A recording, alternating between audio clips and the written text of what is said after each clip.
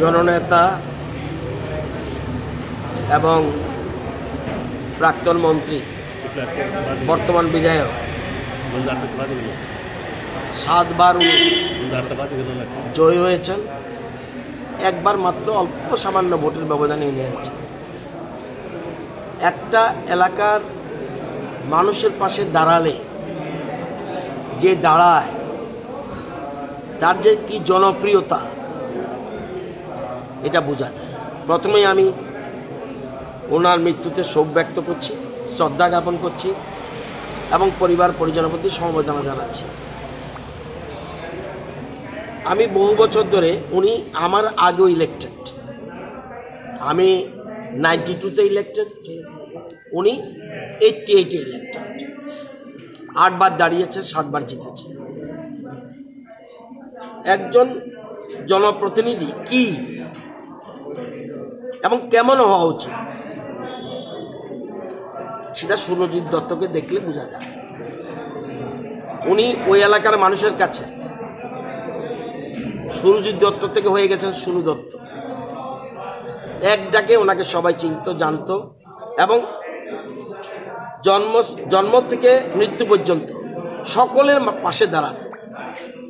যে যখন গিয়েছে, সে রক্তের জন্যই হোক, শ্রাদ্ধের জন্যই হোক বা অন্য কোনো বিষয় হোক, উনি কখনো কাউকে ফিরিয়ে দেননি এবং সাবলীল থাকছেন। দীর্ঘদিন ধরে উনি অসুস্থতায় ভুগছিলেন, কিন্তু কাউকে বুঝতে দেননি উনি অসুস্থ।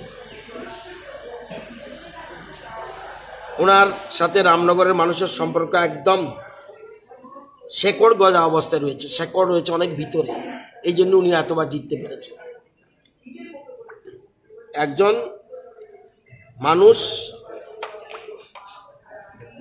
ওনার পরিবর্তে যারা আসবে জানি না কি হবে, কিন্তু আমরা একটা বিরাট একজন ব্যক্তিত্বকে হারালাম এবং রাজনৈতিক ব্যক্তিত্বকে হারালাম এবং সাথে সাথে একজন জনদরদী লোককে হারালাম।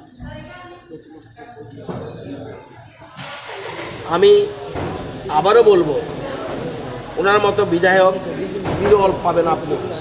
আমাদের 60 জন বিধানসভার, কাউকে ছোট করে বলছি না, হাতে গোনা কয়েকজন এমএলএ পাওয়া যাবে ওনার মতো। এমএলএ মানে বিধানসভা কথা বলা না, শুধু এমএলএ মানে আমি ইংরেজি জানলাম, বাংলা জানলাম, এটা বড় কথা না। বড় কথা কে মানুষের পাশে দাঁড়িয়েছে, নির্বাচিত হওয়ার পরে কে পাশে দাঁড়ায়, এই ব্যক্তি হলো সুরজিৎ দত্ত। এরকম আগেও আমাদের এরকম একজন বিধায়ক ছিলেন, আমি জানি, কাজল দাস। মানুষের পাশে দাঁড়াত, সবসময় সুখে দুঃখে বিপদে আপদে পাশে দাঁড়িয়েছে। সুতরাং ওনাকে হারিয়ে সত্যি আমি মর্মাহত। উনি আমার থেকে বয়সে, আজকের যে স্টেটমেন্টে দেখেছি 69 বছর, উনি 6 মাস বা 70 বছর। উনি আমার থেকে ছোট হলেও আমি সবসময় ওনাকে সৌদা হিসেবে ডাকতাম, দাদা হিসেবে ওনাকে দেখেছি। কারণ কেন, উনি আমার আগে নির্বাচিত হয়েছে, সেই জন্য ওনাকে দাদা হিসেবে আমি দেখেছি। সুতরাং আমরা একজন সত্যি একটা ভালো মানুষকে হারালাম এবং একদম সাধারণ করে। ওনার বেশভূষার প্রতি এত নজর ছিল না, উনি ছিল মানুষের পাশে, মানুষের সাথে।